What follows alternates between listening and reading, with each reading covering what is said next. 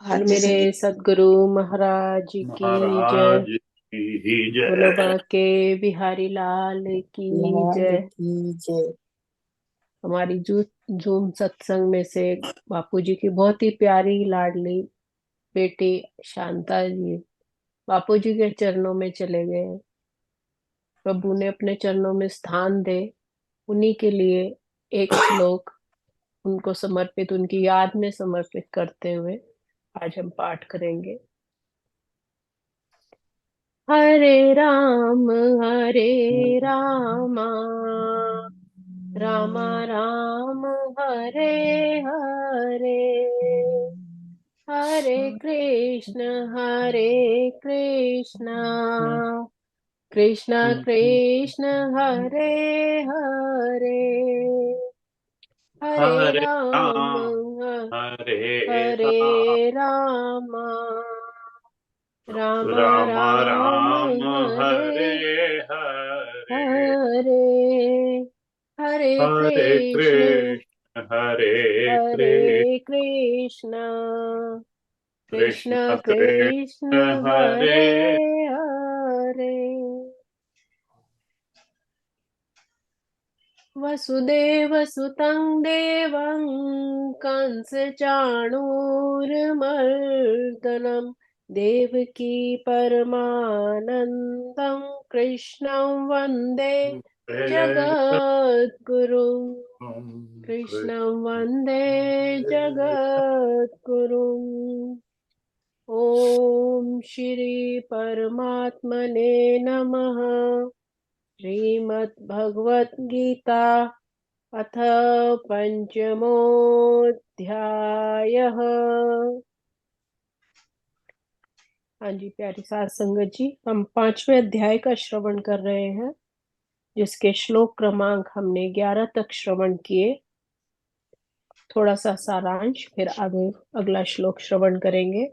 पिछले श्लोक में भगवान ने अपने मुखारविंद से बताया कि जो अपने शरीर, मन, बुद्धि तथा वाणी से सत्कर्म करता है, अर्थात कृष्ण सेवा में लगा रहता है, वह व्यक्ति इस संसार में भी मुक्त रहता है।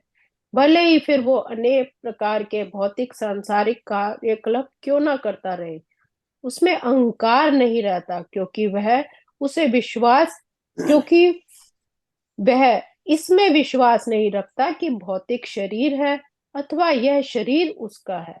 वो जानता है कि वह यह शरीर नहीं है और न ही यह शरीर उसका है। वो स्वयं कृष्ण का है। ये शरीर भी कृष्ण की ही संपत्ति है। जब वह शरीर, मन, बुद्धि, वाणी, जीवन, संपत्ति आदि से उत्पन्न प्रत्येक वस्तु को, हर वस्तु को जो भी उसके अधिकार में है, वो कृष्ण की सेवा में लगाता है, तो वह भी तुरंत उस परमपिता ईश्वर से जुड़ जाता है। अब आगे का श्लोक, श्लोक क्रमांक 12। युक्त कर्म फलं त्यक्त्वा शान्तिमाप्नोति नैष्ठिकीम्, अयुक्त काम कारेण फले सक्तो निबध्यते। बहुत ही सुंदर श्लोक, जिसमें भगवान अपने मुखारविंद से अर्जुन के लिए कह रहे हैं कि हे अर्जुन, निश्चल भक्त शुद्ध शांति प्राप्त करता है। जिसका मन निश्चल है, जो जिसमें कोई भी द्वैत भावना नहीं है, अहंकार नहीं है, जिसका मन बहुत ही साफ सुथरा मन है, ऐसे निश्चल भाव वाला भक्त शुद्ध शांति प्राप्त करता है, क्योंकि वो समस्त कर्म फल मुझे अर्पित कर देता है। उसके सारे काम कर्म परमात्मा को ही समर्पित है। किंतु जो व्यक्ति भगवान से युक्त नहीं है, जिसके मन में भगवान के लिए प्यार नहीं है, श्रद्धा नहीं है, वो अपने श्रम का फल कामी है। जो भी करेगा उसके लिए हमेशा फल की इच्छा करता है। तो भगवान कहते हैं वह हमेशा बंधा रहता है, इस संसार में बंधन में ही बंधा रहता है। कहने का भाव है, भगवान यहाँ कह रहे हैं कि ऐसे कर्म योगी जो अपने समस्त कर्म फलों को भगवान को अर्पित करके भगवत प्राप्ति रूप शांति प्राप्त कर लेते हैं, जबकि जो लोग कामना से युक्त होकर अपने निजी स्वार्थ, जैसे कि हम लोग हैं, जो भी कार्य करते हैं, जो भी इच्छा करते हैं, कुछ ना कुछ प्राप्ति के लिए ही करते हैं, कि हमें ये मिल जाए, वो मिल जाए। तो भगवान कह रहे हैं कि जो स्वार्थ से भरे हुए लोग होते हैं, उनके कर्म फिर उन्हें इसी बंधन में हमेशा डाले रखते हैं, और इस प्रकार वो अपने मन की, आंतरिक मन की शांति को भी खो देते हैं। जैसे अभी अभी हमने गुरबानी में भी यही समझा कि जाके हृदय विश्वास प्रभ आया, तित ज्ञान तिस मने प्रगटाया। अर्थात कि जिसके मन में विश्वास है, उस परम पिता परमेश्वर के लिए जो प्यार विश्वास है, तभी भगवान उसको मिलते हैं, तभी उसको शांति मिलती है। जिसके मन में उस परम पिता के लिए प्यार ही नहीं है, विश्वास ही नहीं है, वो हमेशा फिर कर्म बंधनों में बंधा रहता है। जो व्यक्ति कृष्ण के प्रति आसक्त रहकर उन्हीं के लिए कर्म करता है, वो निश्चय ही मुक्त पुरुष है, और उसे अपने कर्म फल की कोई भी चिंता नहीं रहती। जो बिना किसी आसक्ति के, बिना किसी इच्छा के सिर्फ अपने कर्म करता है, वो मुक्त है। और जिसने फल की कामना की है, वो हमेशा बंधा ही रहेगा। कृष्ण श्री भगवान है, जो कुछ भी विद्यमान है, वो कृष्ण की शक्ति का ही प्रतिफल है। और कृष्ण सर्व मंगलमय है, सभी जगह शुभ करने वाले, सभी की मनोकामना पूर्ण करने वाले, जो जैसा कर्म करता है उसको वैसा फल देने वाले हैं। अतः कृष्ण भावनामृत में संपन्न सारे कार्य परम पद पर हैं। जो भी उस परम पिता परमेश्वर की, उस कृष्ण की, उस ईश्वर के लिए जो भी काम किया जाता है, वो परम पद पर को प्राप्त होते हैं, वे दिव्य होते हैं, और उनका कोई भी भौतिक प्रभाव नहीं पड़ता। सांसारिक चीजों का फिर उनके ऊपर कोई प्रभाव ही नहीं पड़ता। जितने मोह माया लालच छल कपट है, फिर ऐसी चीजों का उन पर कोई प्रभाव नहीं पड़ता। क्यों? क्योंकि उनका मन, उनके कर्म उस परमात्मा की ही भक्ति में लगे रहते हैं। इस कारण कृष्ण भावनामृत में जीव शांति से पूरित रहता है। जब उसके मन की इच्छाएं सब कुछ शांत हो जाता है, तो इस तरह उसका जीवन शांति से परिपूर्ण हो जाता है, क्योंकि उसकी इच्छाएं ही शांत हो गई। कोई इच्छा ही नहीं रही, कोई कामना नहीं रही, कोई लालच नहीं रहा, तो उसके अंतर मन में भी शांति ही पूर्ण वास करती है। किंतु जो इंद्रिय तृप्ति के लिए लाभ के लोभ में फंसा रहता है, फिर उसे शांति नहीं मिलती। जो सांसारिक पदार्थों के पीछे ही दौड़ता रहता है, भागता रहता है, अपनी इच्छाओं के लिए भागता रहता है, अपने लोभ लालच में भागता रहता है, उसको फिर भगवान कहते हैं कहीं भी शांति नहीं मिलती। लेकिन जो अपने मन से, वाणी से, कर्मों से उस परम पिता के साथ जुड़ जाता है, तो उसको वो अंतरिम शांति अवश्य मिलती है। इसलिए हमें भी ऐसे ही सत्कर्म करने चाहिए। हमें भी उस परम पिता परमेश्वर से सच्चे मन से जुड़ना चाहिए, और अपने सारे कर्मों को उस परमात्मा के अर्पित कर देना चाहिए। एक उदाहरण के द्वारा इसको और आसानी से समझते हैं। संत नामदेव जी के बारे में सभी ने सुना है, बहुत बड़े संत हुए हैं। तो नामदेव जी के बारे में ये एक प्रसंग बहुत प्रचलित है कि जब उन्होंने एक बार नई नई जूती ली, और उनकी माता ने उनको बाजार से कुछ सामान लाने के लिए कहा, और वो खुशी खुशी अपनी नई जूती के साथ बाजार गए सामान लेने के लिए। और रास्ते में ही जब उन्होंने विठल जी का सुंदर मंदिर देखा, उसमें कीर्तन चल रहा था। अब उनका ध्यान जो पूरा था अपनी जूती की तरफ था, कि यदि मैं जूती उतार कर मंदिर गया, विठल जी के दर्शन के लिए गया, तो कोई मेरी जूती ना ले जाए। कई कई बार विचार किया कि एक इधर रख दूं, एक उधर रख दूं, फिर भगवान के दर्शन कर लूं। फिर भी नहीं मन माना, तो उन्होंने क्या किया, अपनी दोनों जूतियों को, क्योंकि नई थी तो उनका मन उसी में ही टिका था कि मेरी जूती कोई ना ले जाए, कि अंदर वो जा ही नहीं पा रहे थे, तो दोनों उन्होंने जूतियों को क्या किया, अपने हाथों में ऐसे पिरो लिया, और उसी तरह फिर भगवान के द्वार पर बैठकर कीर्तन करने लग गए। अब धीरे धीरे जब वो भजन सिमरन का रस उनके ऊपर चढ़ता चला गया, वो रंग चढ़ता चला गया, तो उन्हें ध्यान ही नहीं रहा। वो उसी तरह मृदंग की ताल पर धीरे धीरे उस जो शंखनाद, जो ध्वनि कीर्तन की हो रही थी, उसी का ही आनंद लेने के लिए उन्हीं जूतियों समेत ही मंदिर के अंदर प्रवेश कर गए। अब मंदिर के अंदर प्रवेश कर गए और ढोलक के साथ बैठ गए, वो भी ताल देने लगे और उनके हाथ में दोनों जूतियां थी। उन्हें ध्यान ही नहीं रहा। जैसे कभी कभी ऐसा भजन सत्संग होता है, हम भी भूल जाते हैं, कोई चुटकी बजाने लग जाता है, कोई ताली बजाने लग जाता है, कोई झूमने लग जाता है। ऐसे ही नामदेव महाराज भी ऐसे ही झूमने झूमते झूमते अंदर चले गए जूतियों समेत। बाद में जब जो वहां पर साधु महापुरुष थे, जो पंडित थे, उन्होंने जब देखा कि उनका एक अचानक ध्यान गया कि ये तो जूती समेत ही अंदर आ गया और जूती बजा रहा है दोनों हाथों से।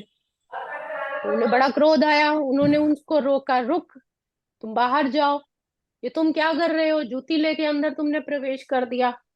तो वो अपने ध्यान में ही मग्न थे। वो कह रहे विट्ठल जी को देखो ना, तुम मेरे से क्यों बात कर रहे हो, विट्ठल जी को देखो, वो कितने प्रसन्न है इस कीर्तन से, कितने हम्म, सब उनका सत्संग कर रहे हैं, कितने मग्न है। उनका हम्म, ध्यान, वो कहने लगे नहीं, हम सत्संग एक तरफ है, तू जूती लेके अंदर कैसे मंदिर में तुमने प्रवेश किया, तुम बाहर जाओ। तो उन्होंने कहा कि जूती का क्या है, तो ये जो ढोलक में जो चमड़ा है, ये भी तो चमड़ा है, और ये जूती भी चमड़े की है, तो इस चमड़े में ये भी मृत है, ये भी मृत है, क्या फर्क पड़ता है। तो वो लेकिन पंडित नहीं माने कि हम यहाँ पे सत्संग कर रहे हैं और तुम मृत चमड़े की बात कर रहे हो। कह रहे कि तुम्हारा शरीर भी तो चमड़े का है, तुम बस जीवंत हो और मेरे हाथ में ये मृत है। हम्म, इतने तुम भजन सत्संग में ध्यान दो, तुम मेरी जूती पर क्यों ध्यान दे रहे हो, इससे क्या फर्क पड़ता है, जब विट्ठल जी खुश हैं तो तुम क्यों नाराज होते हो। पर उसकी कोई बात नहीं सुनी। वहां के पंडित विद्वानों ने, जो अंदर बैठे थे पंडित वगैरह, उन सब ने उनको पकड़ के बाहर निकाल दिया, मंदिर के बाहर बिठा दिया। उनका ध्यान टूटा, उनके मन में आया कि लो, मैं तो विट्ठल जी के दर्शन कर रहा था और इन्होंने मुझे पकड़ के बाहर निकाल दिया। तो वो घूम के मंदिर के पीछे जाके उसी प्रकार दोनों जूती से भजन सिमरन करते रहे, क्योंकि उनकी तार जो थी उस प्रभु से जुड़ी हुई थी। वो सत्संग से, उस आनंद से बाहर नहीं आना चाह रहे थे, तो उसी अवस्था में वो बजाते चले गए, बजाते चले गए।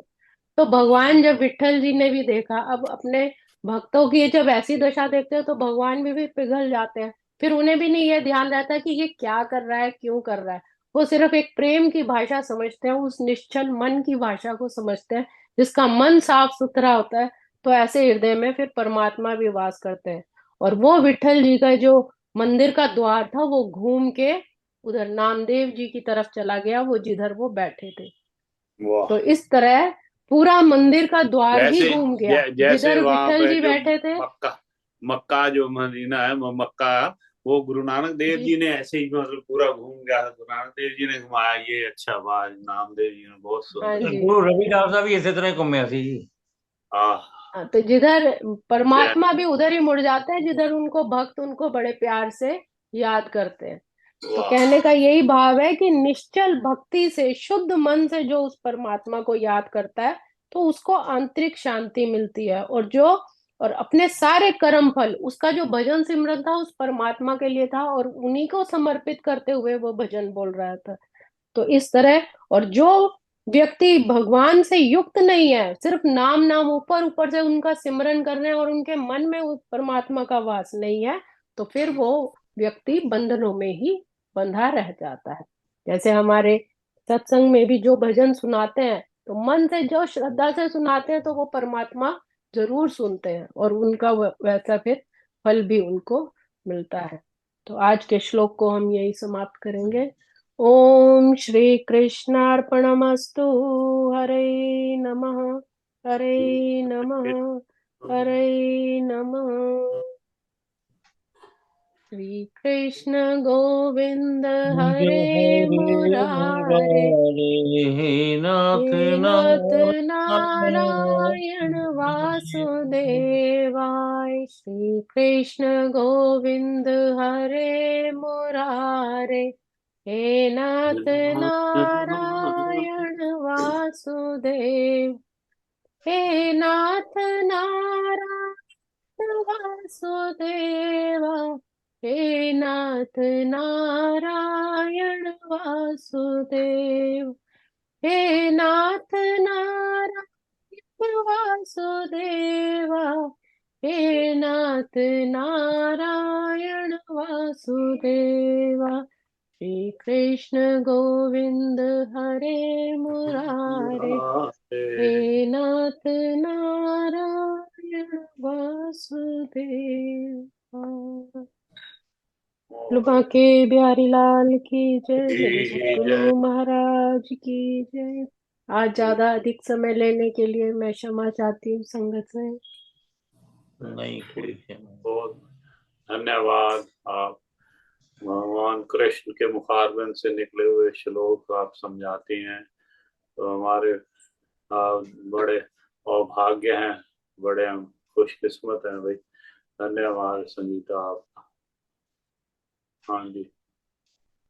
क्षमा तो हम मांगते हैं, आपको थोड़ा देर से टाइम दिया, आगे से ध्यान रखेंगे भी, थोड़ा जल्दी हाँ, आपको टाइम देंगे। नहीं कोई बात ताकि नहीं। आज मेरे भी मन में था कि आंटी के लिए एक शांति पाठ जरूर कर ले एक बारी, इसलिए तो मैंने आपको बोला इसीलिए था। गीता पाठ का एक श्लोक। नहीं तो समय हो गया तो मैं छोड़ भी देती, कोई ऐसी बात नहीं थी। बस मन में इसलिए था कि चलो पाठ तो अच्छा। कर ही सकते हैं।